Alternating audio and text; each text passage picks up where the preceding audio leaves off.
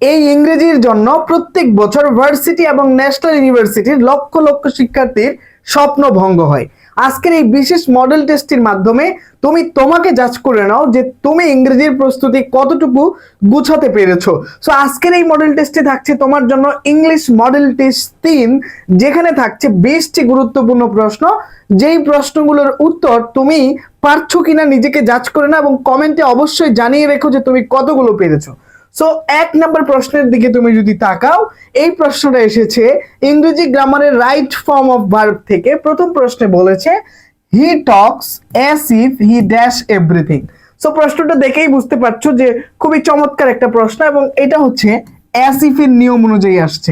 So স্বাভাবিকভাবেই as if এর নিয়ম কিন্তু আমরা সবাই জানি, এটার অর্থ হচ্ছে যেন, এবং এটার পরে যে টেন্সটা হবে অবশ্যই সেটা পাস্ট ইনডিফিনিট টেন্স হবে। তাহলে এখানে যেহেতু প্রেজেন্ট ইনডিফিনিট আছে, খেয়াল করে দেখো, তাহলে 4টা অপশনের মধ্যে পাস্ট ইনডিফিনিটিভ পড়তেছে শুধুমাত্র এই যে 4 নাম্বারটা, হি নিউ এভরিথিং।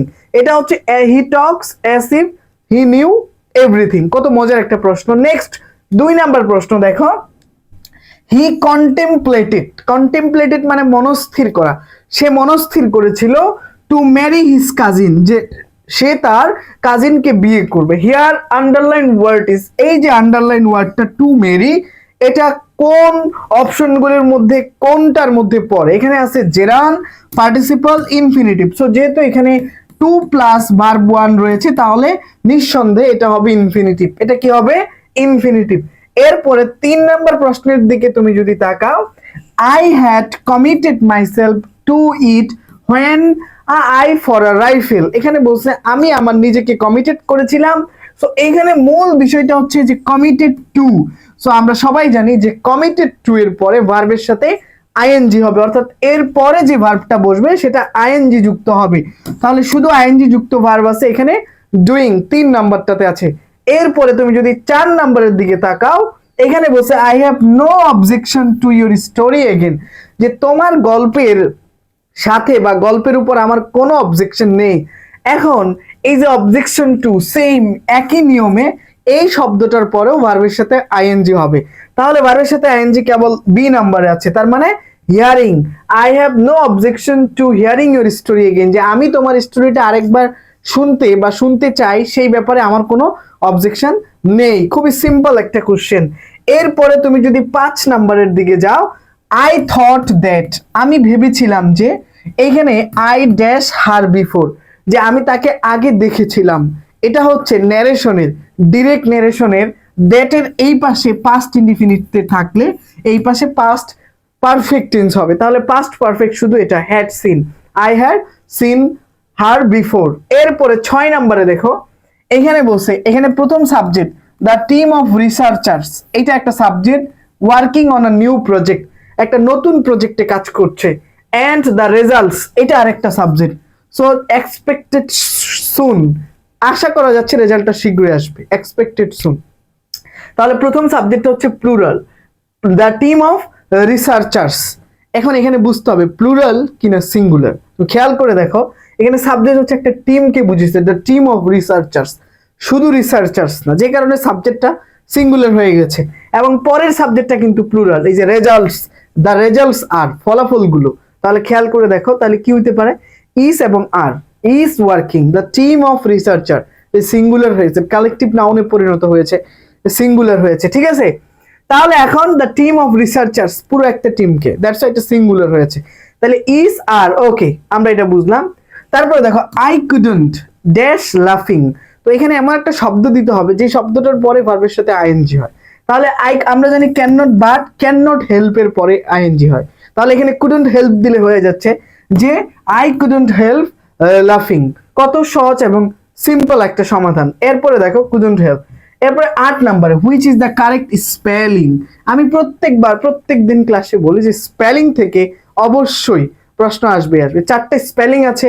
ব্রিফ বানানে ভুল আছে, BRIEF হবে। রেস্টাউরেন্ট হওয়ার কথা TNI, এখানে অ্যাডোলেসেন্সে SENC না CENC, এখানে ভুল আছে। তাই 3টা বানানেই ভুল আছে।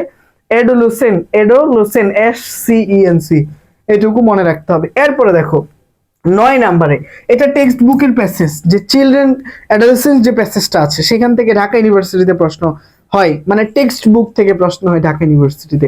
তাহলে এই প্রশ্নটা হুবহু বইয়ে টেক্সট বইয়ে লাইনটা আছে, চিলড্রেন মাস্ট চিলড্রেনকে অবশ্যই পাস করতে হবে সেভারাল স্টেজেস, অনেকগুলো স্টেজেস, শিশু থেকে অ্যাডাল্ট হওয়া পর্যন্ত। তাহলে এখানে এখানে হওয়ার কথা মাস্ট, কারণ এই শব্দটা হুবহু বইয়ে আছে। এবং এমনিতেও স্ট্রাকচার এটা মডাল ভার্ব, এরপরে হচ্ছে ভার্ব 1।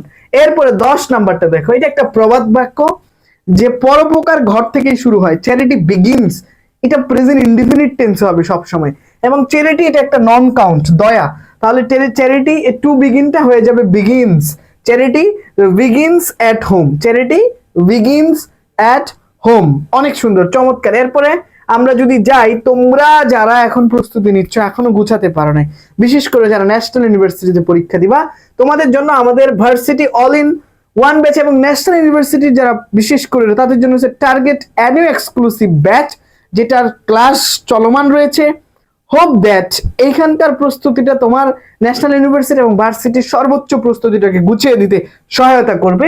সো এই জায়গা থেকে তুমি যদি দেখো যে এই কোর্সে তোমার জন্য বিশেষ বিশেষ সারপ্রাইজ, এনইউ মাস্টার বুক, এত বড় একটা বই তুমি গিফট পাচ্ছ, সেই সাথে ভার্সিটি অল ইন ওয়ান ব্যাচের জন্য এতগুলো প্র্যাকটিস বুক কিন্তু তোমার জন্য থাকছে। সো এই গিফটটা এবং এই পড়ালেখার এই প্রস্তুতিটাকে তুমি যদি শেষ মুহূর্তে গুছিয়ে নিতে চাও, তাহলে অবশ্যই আমাদের কোর্সে এনরোল করবে। আর সেই সাথে ক্লাস পরীক্ষা তো হিউজ থাকছেই সবকিছু।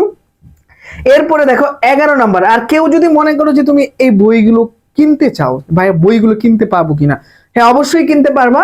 তো বই এই যে ন্যাশনাল ইউনিভার্সিটি বা এনইউ মাস্টার বুক, এটা হচ্ছে 500 টাকা, সাথে 50 টাকা কুরিয়ার চার্জ। আর এই যে প্র্যাকটিস বইগুলো, লাস্ট টাইমে নিজেকে প্র্যাকটিস করার জন্য যে বইগুলো আছে, এগুলো কুরিয়ার চার্জ ফ্রি এবং এগুলোর মূল্য হচ্ছে 999 টাকা। সো তোমার জন্য এখন আমাদের 11 নম্বর প্রশ্ন। সো 11 নম্বর প্রশ্নে বলেছে নেইদার হি নর দ্য স্পেকটেটরস, বলছে নেইদার নরের নিয়ম, সাবজেক্ট ভার্ব এগ্রিমেন্টে নেইদার নরের যে নিয়মটা আছে, তাহলে নেইদার নট থাকলে আমাকে দ্বিতীয় সাবজেক্ট নিতে হবে স্পেকটেটরস, না সে অথবা স্পেকটেটর মানে দর্শক, হ্যাঁ, যে তার অ্যানসারে স্যাটিসফাইড ছিল, তাহলে স্পেকটেটরস এর প্লুরাল, তাহলে ওয়্যার হবে, এই সাবজেক্টটা প্লুরাল, এই জন্য ভার্বটা প্লুরাল হবে। এরপরে 12 নম্বরে Nelson Mandela was charged with, এটা অ্যাপ্রোপ্রিয়েট প্রিপোজিশন, এর মানে অভিযুক্ত হওয়া, ক্যাপিটাল অফেন্সেস, রাষ্ট্রদ্রোহ অপরাধে নেলসন ম্যান্ডেলাকে কি করা হয়েছিল, অপরাধী করা হয়েছিল, চার্জড উইথ। এরপরে যদি আমরা দেখি 13 নম্বরে দেখো, had I seen him before, আমি যদি তাকে আগে দেখতাম।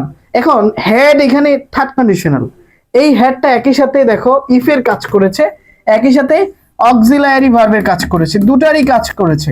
তাহলে তুমি খুব ভালোভাবে বুঝলা যে ইফ এবং অক্সিলারি ভার্ব এই দুটারই কাজ করেছে এই হ্যাড, তাহলে এটা থার্ড কন্ডিশনালের নিয়মে পড়েছে যে had I seen him before, তাহলে third conditional would have talked, এখানে V3 আছে, তার মানে এখানে উড হ্যাভ কি হবে, এখানে উড হ্যাভ টক টু হিম।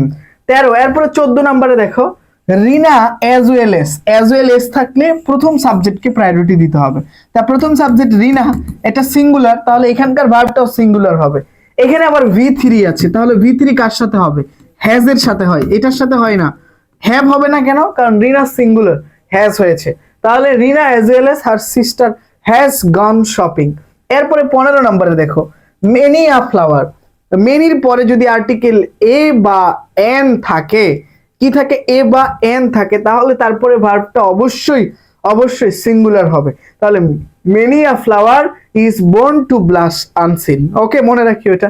এরপরে দেখো I dash my breakfast just now থাকলে প্রেজেন্ট পারফেক্ট টেন্স হয়, তাহলে আই কি হবে, I have finished, present perfect tense, just now থাকলে প্রেজেন্ট পারফেক্ট টেন্স হয়, তাহলে I have finished my breakfast just নাও।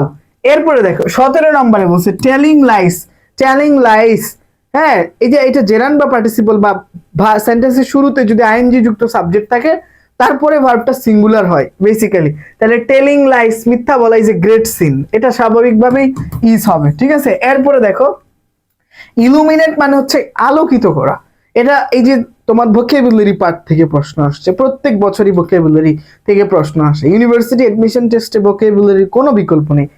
তাহলে খেয়াল করো ইলুমিনেট মানে ডেভিয়ান্ট মানে বিচ্যুত, ইলিগাল ডিসিপটিভ মানে প্রতারণা, ইলিগাল মানে অবৈধ, ব্রাইটেন মানে আলোকিত করা, তাহলে এটা হচ্ছে এটার সাথে যাচ্ছে।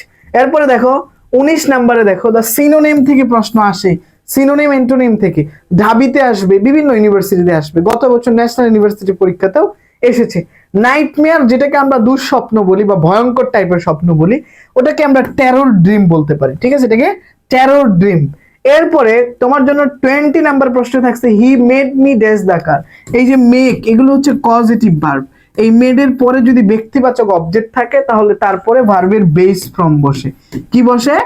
Base form. তা মি হচ্ছে আয়ের ব্যক্তিবাচক অবজেক্ট, তাহলে he made me drive the car, শুধু ভার্বের বেস ফ্রম বসবে, শুধু ড্রাইভ দ্য কার। সো তোমরা যারা এই যে তোমাদের প্রস্তুতিটা এখনো গুছাইতে পারো নাই, ভাবছো বিশেষ করে যারা ন্যাশনাল ইউনিভার্সিটিতে পরীক্ষা দিবা ভার্সিটি, তাদের জন্য কিন্তু আমাদের 2টা কোর্স চলমান, varsity all in one batch, target anew exclusive batch. এখানে তুমি সুপার সুপার কিছু গিফট পাচ্ছ, অ্যানিউ মাস্টার বুক, সেই সাথে এতগুলো প্র্যাকটিস বুক, ইংরেজি, বাংলা, সাধারণ জ্ঞান, রিটেন, ভোকাবুলারি সব কিছু থাকছে।